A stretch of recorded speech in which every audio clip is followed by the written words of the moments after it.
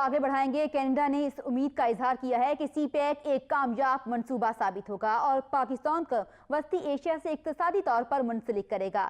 منصوبہ جیسے جیسے تکمیل کی مناظر طے کرے گا، پاکستان کے لیے عالمی سرمایہ کاری کے دروازے کھول دے گا۔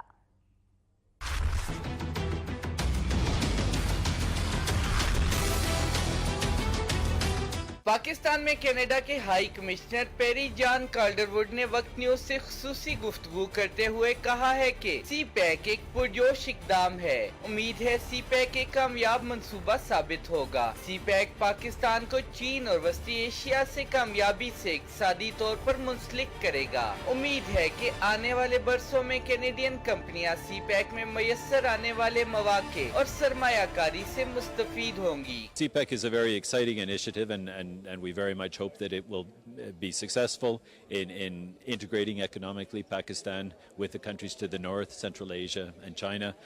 I very much hope that we'll see in the years ahead Canadian companies taking advantage of opportunities that are opened by the CPEC initiative.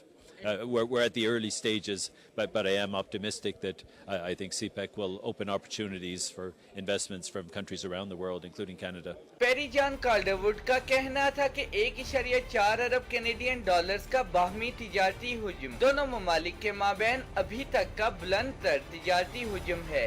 امید ہے کہ آنے والے دنوں میں باہمی تجارتی حجم اور دونوں ممالک کی باہمی تجارت میں اضافہ ہوگا۔ The current trade volume is about 1.4 billion Canadian dollars, and that would be about 110 billion rupees, Pakistani rupees. That was our volume last year in 2016, and it's the highest volume we've ever had. So that is very encouraging.